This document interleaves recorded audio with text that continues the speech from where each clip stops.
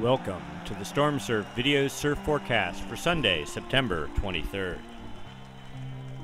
First up on our tour, we take a look at the significant wave heights across the North Pacific. We see really nothing going on off the western U.S. coast, but there is some what appears to be low pressure trying to organize north of Hawaii and towards the dateline region. No seas of particular interest this time, maybe 18, 20-foot seas and a little pocket here and there, but nothing organized and nothing of real interest, and pretty quiet off Japan at the moment.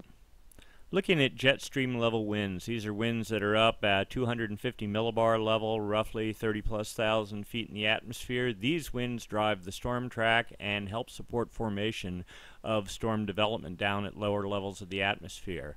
As of right now, we have a solid consolidated jet pushing off Japan, pushing near 190 knots over the dateline, and trying to fall into a bit of a trough north of Hawaii. This is much better than what we've seen in previous weeks, where the jet stream has been split with half of it going up into the Bering Sea and the other half sort of meandering along and getting torn apart as it makes its way further east. So we have consolidated energy, good energy to support storm development. All we need is a trough now. The remaining jet does split well east of Hawaii, with a little bit of that energy heading up into British Columbia and the rest sort of heading down towards the equator and into Baja. But again, pretty decent setup initially here. Let's put this into motion.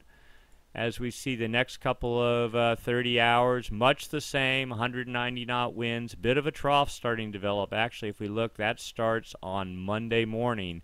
Bit of a trough developing in the Gulf. It actually retrogrades back on itself here, the northern branch of the jet. The other thing to notice is a good amount of energy starts approaching the U.S. west coast, the closest it's been all year. We continue this. This trough looks pretty good. It's a kind of actually retrograde trough, not real deep in the bottom, but good enough to set up a counterclockwise circulation in the upper atmosphere, which should help start developing something down in lower levels of the atmosphere. And this continues on, and if anything gets more amplified by the time we're into Thursday. Notice also the jet, we're talking 130 knot winds starting to push into central California. This is likely a weather-making setup. That's not so good for surf, good for precipitation and snow in high elevations. A little mini trough trying to get going off of northern California, a more pronounced trough northeast of Hawaii, and yet another trough here just west of the dateline. All these have good winds down in the apex of the trough. That should help support gale formation at a minimum. This is starting Wednesday night. You put this into motion. Deeper trough here by Thursday. This trough looking solid as well. The dateline trough off on Thursday. Continue to put that in motion. The first trough pushes in Friday night. Next trough pushing here north of Hawaii.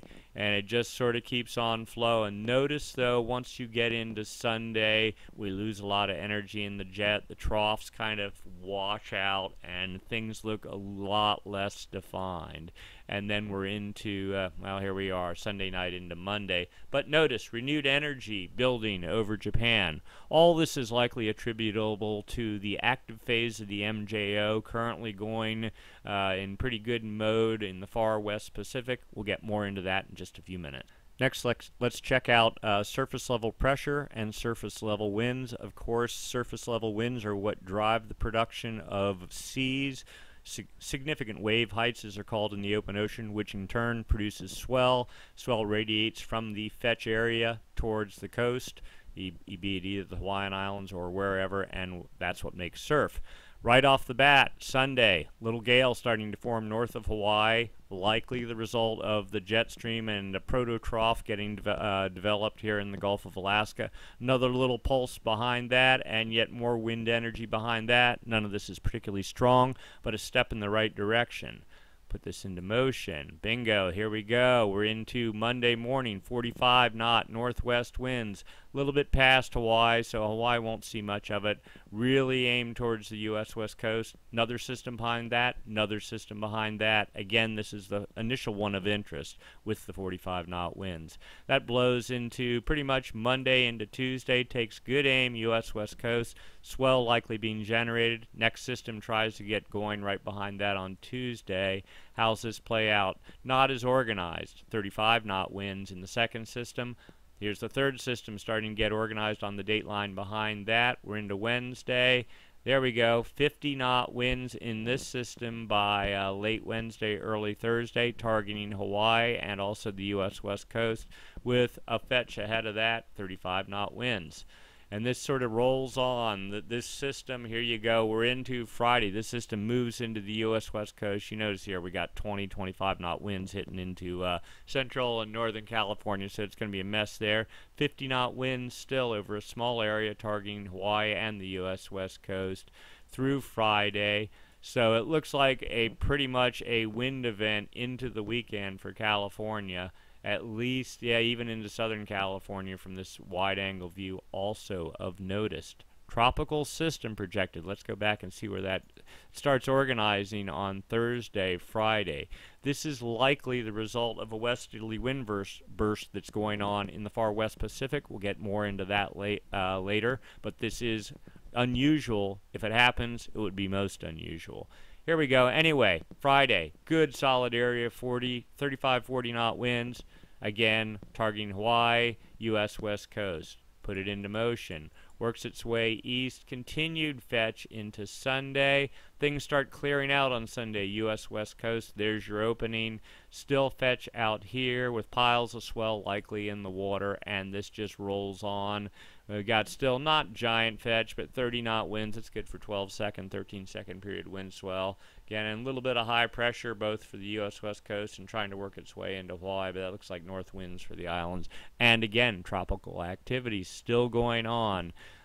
Most interesting. Significant wave heights. Let's put this into motion. See the effects of surface level winds on the ocean. Right off the bat, here we go. Small system, 32-foot seas. We're into Monday morning.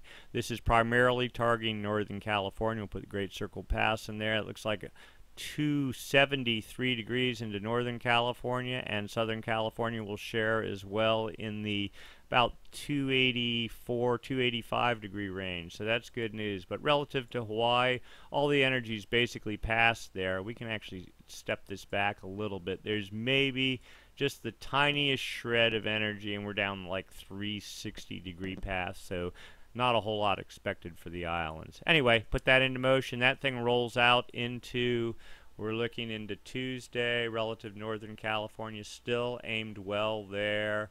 And then it starts petering out by Tuesday afternoon. But here comes the next system. Let's take a look at that relative to Hawaii. Again, most of the wind energy looks like it's cutting across the Great Circle past the islands, and more like a California-focused storm. Northern California about the 290 degree path. Put that into motion. It continues on, and it's now up to, again, tiny area, 30-foot seas, but you know, relative Northern California about 280 degrees, Southern California about 289 degrees it looks like. So that's not horribly bad. And another system back here targeting Hawaii down about the 308, 310 degree path. We'll continue on. This system continues, and notice this, it's very far to the south, 20-foot seas, and works its way right even south of Southern California. So from that regards, you know, we kind of cut the Great Circle Pass off here at 270, but it's entirely possible there will be swell energy. Not much. You're talking 12-second energy probably rolling into Southern California below 270 degrees. Okay, now let's go back and check out this bigger system back on the dateline. It starts on Thursday, peaks out, right about there probably, into Friday night, Saturday. This is a good one for Hawaii. Looks like 19 degrees or so. Aimed well down towards the island, so a little bit, northwest type swell, and it rolls right on through, but it's also pushing energy. We'll go back into California, Northern California, 282 degrees, and Southern California, 288 or so. So again, swell for all. Then we'll roll this out. Yeah, yep, gets a little bit of reinforcement right there, right before we cut off. So the short of it is, lots of activity going on. None of it super strong, but definitely swell production possible. The main issue is going to be local winds for all locations. So at least there's promising. If there's wind protected breaks, that will be the place to go. The interesting part, more so though, is the fact, one, that there is storm production, two, that the active phase of the MJO is occurring, three, that the jet is strong, and four, that there's supposed tropical activity going down in the West Pacific. So certainly something to watch. Next, let's take a look at long-term surf production indicators, and by long-term we're talking anywhere from a week to 2 weeks out to maybe the next year or more. What we've been watching is the Southern Oscillation Index here, difference in pressure between Tahiti and Darwin, Australia. When numbers go negative for a longer period of time, that tends to suggest the active phase of the MJO. The active phase of the MJO, of course, supports storm development in the Northern Hemisphere in the winter months there. We've been waiting for these numbers to go negative for quite a while. There's been indications the active phase of the MJO has been trying to get root there for weeks now, but it hasn't manifested itself in the Southern Oscillation Index. It finally has, at least to some limited degree. We're at -8 today. 1.3 30-day average. That's pretty much close to neutral. Notice these numbers have been dropping for the past week or more, 2 weeks actually. Okay, and still the 90-day running average 4.56, a little bit on the high side, but generally we're back in neutral territory, where back in here we were almost looking like La Nina again. Next up on our tour is surface level wind anomalies as compared to normal for this time of year in the Western Pacific. Philippines here, Australia here. Wind vectors out of the west. This is actually suggesting not only are there anomalies from the west, which is clearly indicative of the active phase of the MJO, but there's actually surface level winds blowing from the west. So trades have literally reversed themselves in the West Pacific. This is really good news if you are looking at at least a strong active phase of the MJO, if you're looking for the formation of Kelvin waves, if you're looking for anything that supports storm development in our forecast area, and of course swell development. So westerly anomalies over the maritime continent going to neutral on the date line, and then pretty much neutral the rest of the way into Central America. So that's in generally quite good. The longer range outlook is even better. More westerly anomalies, and these are fairly strong westerly anomalies, and there's counterclockwise circulation both in the northern hemisphere and clockwise circulation in the southern hemisphere. These are anomalies. Typically, this is what one would call a westerly wind burst, and these are implicated in the formation of Kelvin waves. We'll get more into that in a minute. But when you have prolonged westerly wind bursts of velocity, you can actually get tropical systems forming both north and south of the equator, and that's a clear sign of I don't want to say it, but at a minimum, strong active phase propagation and perhaps something more. Anyway, those westerly anomalies are confined mainly to the maritime continent. It goes neutral by the time you get to the date line. And then when you get to the East Pacific, and here is the fly in the ointment, you have easterly anomalies south of Hawaii. Here's Hawaii. This has actually been going on for quite a while, and what you're going to see, these easterly anomalies have been here. There's been westerly anomalies since almost January over in the maritime continent. These enhanced trades here, and we have reverse trades in the west, are actually stirring up cold water on the equator, and we're going to get more into that in just a little bit. Here's another depiction of the same thing. The reds are westerly anomalies, the blues are easterly anomalies. This is along the equator, so this is the West Pacific here, East Pacific here, and this is time down this axis. So what you see is in January we had extremely strong westerly anomalies in the West Pacific. That is actually down around 140 east. Made a significant size Kelvin wave that is on its way east right now. We had a bit of a break, and here you go, not, what, 2 to 3 weeks later, another westerly wind burst. Strong, notice the chart goes up to 12 meters a second. We're at the max for that scale there, and it's happening right now. So this is good news. It looks like yet more westerly anomalies and likely another Kelvin wave, or at least more warm water being pushed into the existing Kelvin wave is headed our way. This is all very good news. Let's take a look over the next 2 weeks. These are outgoing long wave radiation projections from 2 different models. The statistic model, the blue is enhanced cloudiness, less reflectivity off the ocean surface. Red is more reflectivity, no clouds, typically high pressure. This signifies low pressure. This also signifies here westerly winds. This is enhanced trades. So this one model suggests some degree of westerly anomalies for the next 2 weeks out 15 days, but fading about 2 weeks out. This is the statistic model.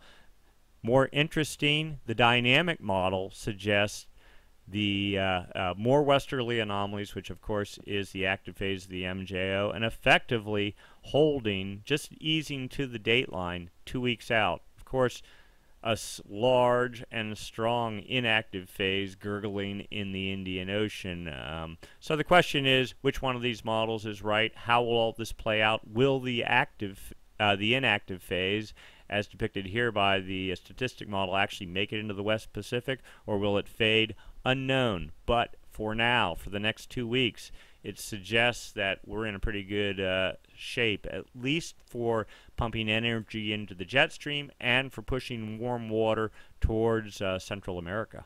The longer range upper level model, greens, this is at the jet stream level. It's a 40-day forecast. Highly not believable, but it sort of gives you an indication of what might go on. The greens suggest precipitation and basically the active phase of the MJO.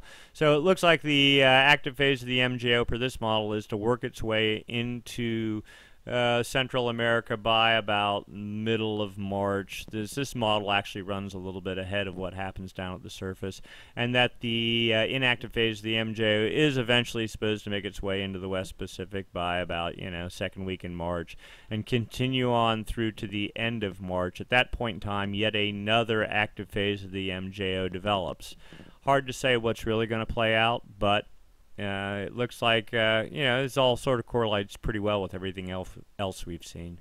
Quick jump back, Southern Oscillation Index, the first chart we saw, it's been steadily dropping, approaching the neutral point, and the hope is that it will continue into the negative range. Negative range, of course, is strong active phase, the MJO, or maybe El Nino.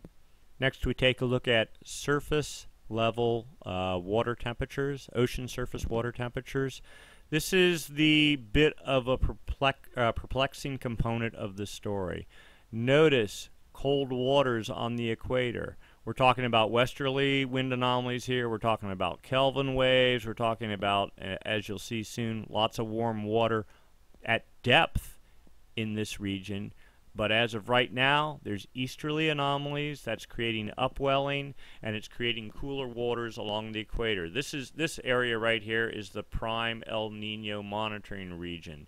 Notice there's also cool waters all off of Peru too. This is most perplexing. One would expect to start seeing warm water building up here, and if there was anything that resembled El Nino, you would start seeing a signature like this, a warm water pool building up right in this area. Of course, we see the exact opposite. So if one were to look at this right now, you go, we're in La Nina. And to a certain extent, the atmosphere has been suggesting that too.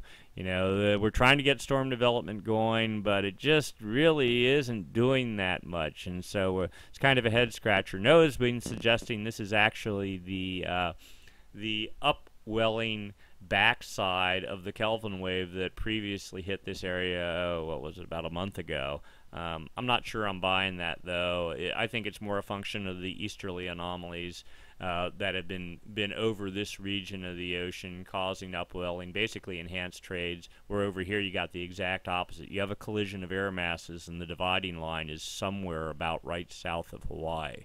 But there is a possible suggestion for that, too, but we'll get into that later. Next, another look at sort of the same thing. Here's actual water temperatures, actual winds. Notice the arrows here, clearly suggesting real westerly winds in the far west Pacific, where again you have trades over in this region. Again, here's your anomalies, westerly anomalies. Surface water temperatures, warmer in the west, minus half a degree in the east, in that little area that we were looking on the previous chart. So that is not so good. But here's where things get really interesting. Let's take a look at depth. So here's the West Pacific, here's the East Pacific, and depth. These are meters, 200 meters down. Big pool of warm water here. This is pretty typical regardless. And then a really steep angle on the thermocline here going into South and Central America. But here's the anomaly chart, and notice this. It looks like 5 degree above normal water temps, going from 160 east almost to about 105 or more west. That's a huge pool of warm water. This is actually the result of the westerly wind burst that occurred in January. And these warm waters are, as best we can tell, working their way to the east. The issue in this image is the -1 degree water temperatures, relatively high up, 50 meters down off of Central South America. And the question is, will the warm water have enough velocity to come in, punch through this, and gurgle up to the surface? The assumption is yes, that once this Kelvin wave, this is definitely a Kelvin wave, move east, it's going to break through.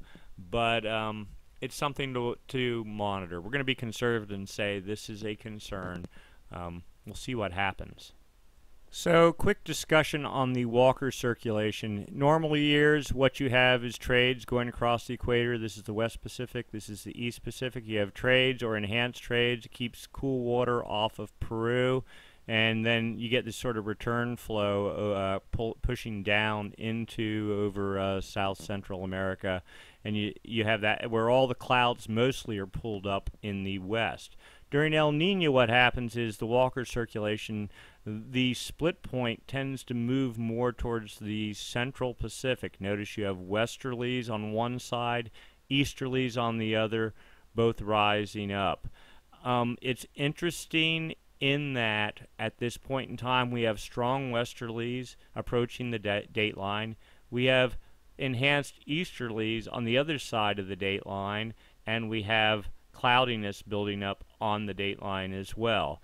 The question is this really some sort of an El Nino getting formed, or is it just a strong active phase of the MJO? The interesting part is that we got two of them back to back in the period of about a month or a little over a month, so that's kind of interesting. Anyway, the result is if this were some sort of more than just the active phase of the MJO, you get Kelvin waves at depth, warm water. They start gurgling up here off of South America, and here is the signature warm water anomaly pool that builds up off of South and Central America. We're nowhere near there right now, but the point being this split point and the dueling east-west anomalies is what we're trying to sort out right now and determine is this a semi-permanent setup for the next couple of months or even the next year, or just a temporary situation. The answer is we'll have to wait and see.